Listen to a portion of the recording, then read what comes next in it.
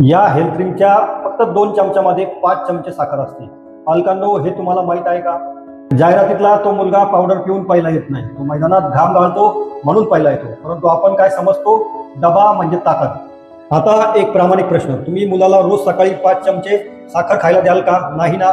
मग दुधात मिसळून ती साखर पाजताना विचार का करत नाही?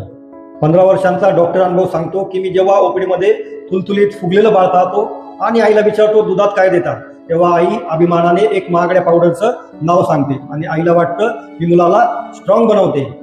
पण जळजळीत सत्य काय आहे माहिती आहे? तुम्ही मुलाला शक्ती नाही, भविष्यातला डायबिटीस आणि मेटाबॉलिक आजार विकत घेताय। अनेक नामांकित ब्रँड्समध्ये 50% जास्त साखर असते, म्हणजे 2 चमचे दिले तर 1 पेक्षा जास्त चमचा फक्त साखर। हे हेल्थ ड्रिंक नाही, हे शुगर ड्रिंक आहे।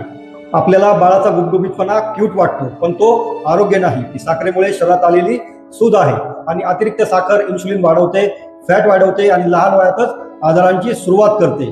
जाहिरात सांगते उंची वाढते, ब्रेन शार्प होतो, पण सत्य काय? मुलाची उंची जेनेटिक्स आणि पोषणावर ठरते।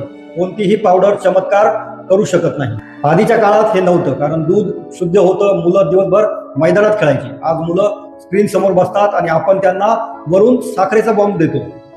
दुधाची ताकद वाढवायची असेल तर घरी बनवलेली बदाम पावडर, नाचणी सत्व, खजूर किंवा गूळ हे खरे न्यूट्रिशन आहे, मार्केटिंग नाही। खिसा तुमचा आहे, परंतु आयुष्य तुमच्या मुलाचं आहे। कंपन्यांना तुमच्या मुलाच्या आरोग्याशी काही देणं घेणं नाही। आता एक काम करा, घरातला हेल्थ ड्रिंक डबा घ्या आणि मागचा न्यूट्रिशन लेबल वाचा, साखर किती आहे ते बघा।